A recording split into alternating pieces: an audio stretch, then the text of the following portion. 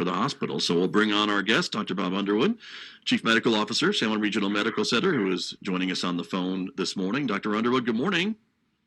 Good morning, Scott, and good morning, Megan. How are you? Hey, doing well. How are you? Good.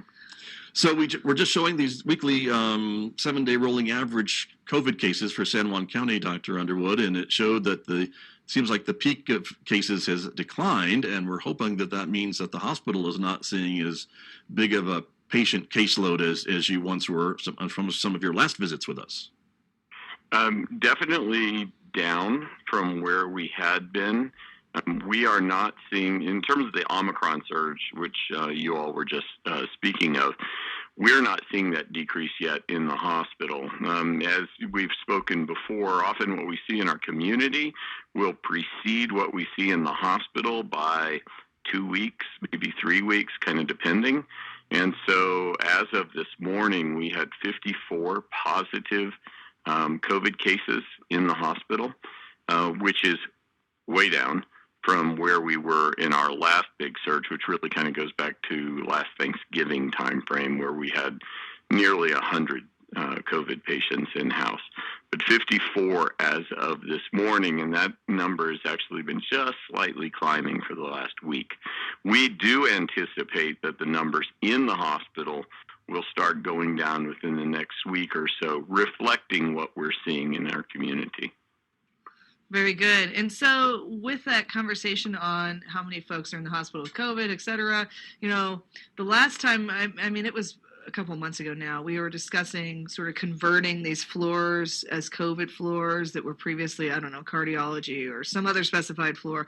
Do we still have these floor conversions going on? Has that reverted back to normalcy? Where's that at? We're in the process of we're still under what we call crisis standards of care. And we are in the process of looking at the thresholds, which would convert us back out. I don't know. We declare crisis standards of care. I don't know if undeclare is a word, but that's what we're looking at, is at what point do we hit thresholds where we can go back to not being in crisis standards of care. At the time that we spoke, we actually had turned our cardiology floor into another critical care unit, an ICU.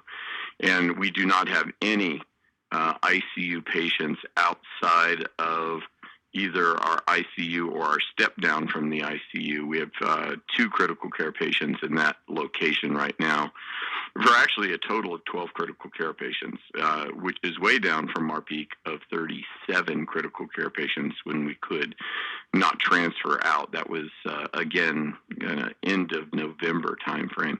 So I would say, to answer your question, it is a transition that is underway but not yet complete, to try to return patient levels to the I don't want to say appropriate floor, but kind of better aligned to where we were previously in the pre-big surge time frame.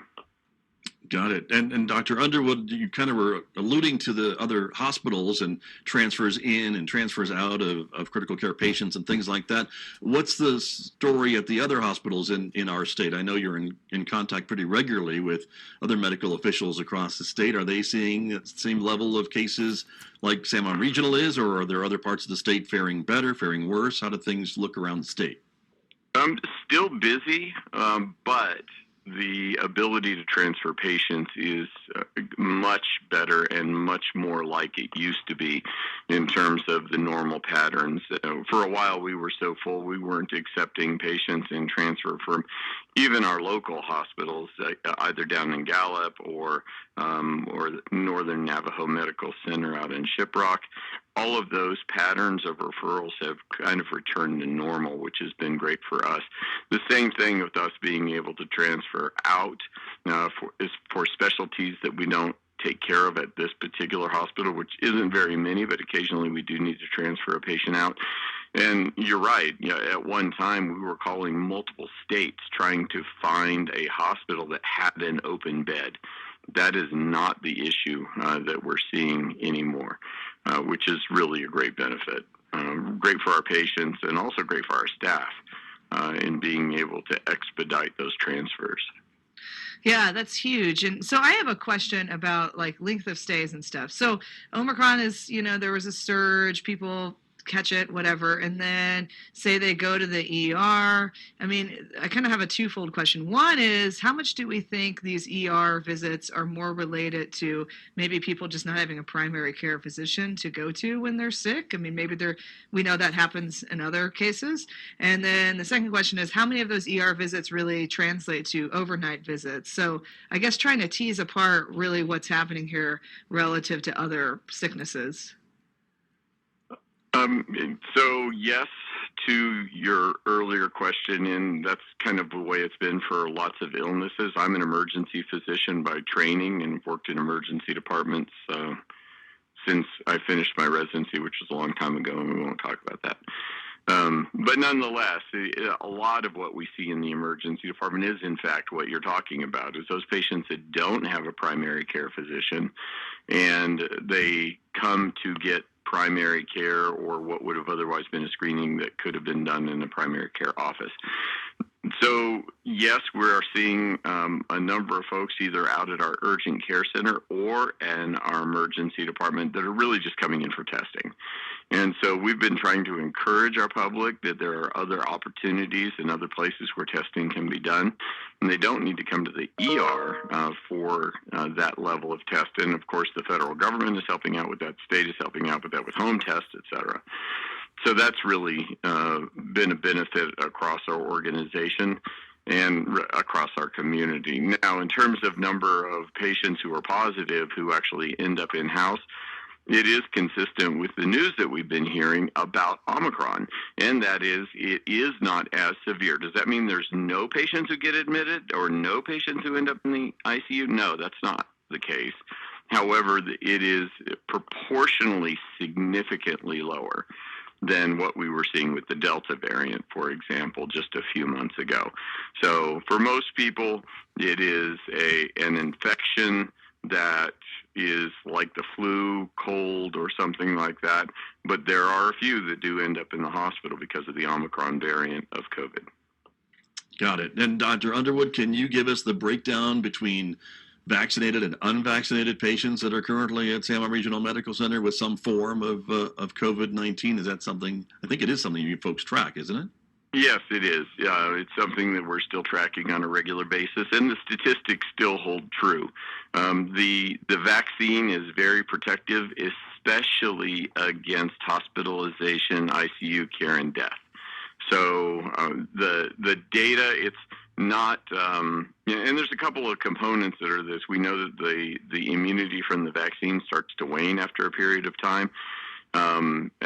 So what we're seeing is, at one time we were seeing numbers that were less than 10% or 10 to 15% of the patients who were being admitted to the hospital were vaccinated, and everybody else was not vaccinated. That number shifted up to 25% or so are vaccinated. But remember, the majority of our community is indeed vaccinated, but the majority of our admissions are unvaccinated. So statistically, significantly better if you are vaccinated to prevent admission to the hospital and infection, and especially death. Yes, great reminder for us all. And we have one more follow-up question about crisis standards of care. What are the requirements to begin to lift that? What needs to happen? So it really has to do mostly with staffing. What beds do we have available? What nursing staff do we have available? As you all know, we've had some federal resources that have been here for some time, both from the Department of Defense that have had some teams that are here. The last Department of Defense team will be leaving today. And so that's going to put us back into our own contingent of staffing, and we want to see how that is really affecting the care and the time that we have to care for the patients. That will be a big component of it, is what are our staffing levels and staffing capacity. That's probably the biggest piece, to tell you the truth, that we want to make sure that we have the ability to provide that level of care with our own team before we determine that we're not in crisis standards of care. The state, when they released the public health order around that, left it up to individual hospitals to declare whether they were in crisis or whether they were not. And so we have the criteria. It really is just a question of, are we overwhelmed? Is our system and our ability to take care of patients put us in a position where we're not able to provide the standard of care, those key words, that we would do under normal circumstances? So that is the threshold. Of course, we look at our OR staffing, the operating room. We are returning that. For a while. We were decreasing the number of surgeries that could be performed, especially any surgery that would require an overnight stay or more in the hospital because of our ability to staff the beds. And so we, on Monday, will be reopening our operating room for more of the elective type cases than we have been doing. And so those are some of the steps that will put us on the track to become not crisis standards of care again. Very good. Very good. Well, that's important. And I guess, too, Dr. Underwood, you're trying to maybe predict, too, what the virus is going to do. And you don't want to come off of crisis standards of care if there's another surge, God forbid, that could be happening in a couple of weeks, right? Absolutely. I think that a lot of people have heard of the Omicron variant, even that there's a sub-genetic profile of the BA1 is the one that's out in Africa.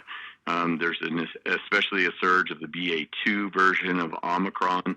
The question is, there's lots of questions about, protective of having been infected, how close behind Omicron BA1 does BA2 come, and will it cause a secondary surge? Will it not cause a surge at all, but cause a slower decrease than what we thought we were going to see? The original reports of Omicron was that there's a rapid increase and then a rapid decrease. So we don't know. And as you guys also are very aware, we've been trying to predict this for 2 years, and we've gotten it wrong quite a lot in terms of what we're going to see for the next round. We just don't know. And so exactly what you said, we want to be prepared, and we don't want to de-escalate our status or our preparedness only to have to rebuild it all back up. So that is absolutely a key component in terms of our overall status as a hospital.